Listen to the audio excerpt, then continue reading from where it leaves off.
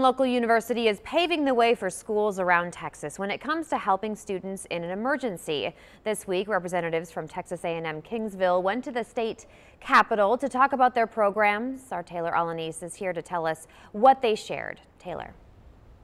Yeah, Senior Vice President of Student Affairs Teresa Riley says Texas A&M Kingsville was chosen to speak at the Capitol because its programs serve as a model for others. Across the U.S., roughly 3 million students have unexpected emergencies.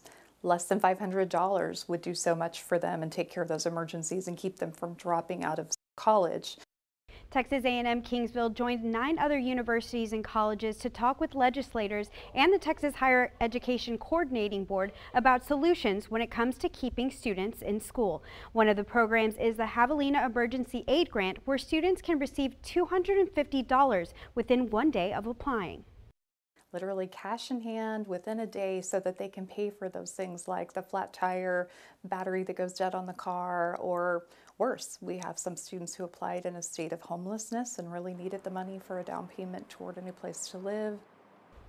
There's also the Javelina Cares Pantry on campus, where students can get free professional clothing, non-perishable food items, and hygiene products. Dr. Riley says she's not only talked about these programs, but how to get the word out about them so students know what kind of help they can get and exactly where to go to get it. She says she's received a lot of feedback from other university leaders who say they are interested in starting similar programs. Dr. Riley is currently doing a study on what additional needs their students might have that the university isn't already meeting. In January, she will head to Washington, D.C. to inform federal officials on how important it is to invest in emergency aid across all college campuses. Joe, Mackenzie, Bill. All right, Taylor, thank you.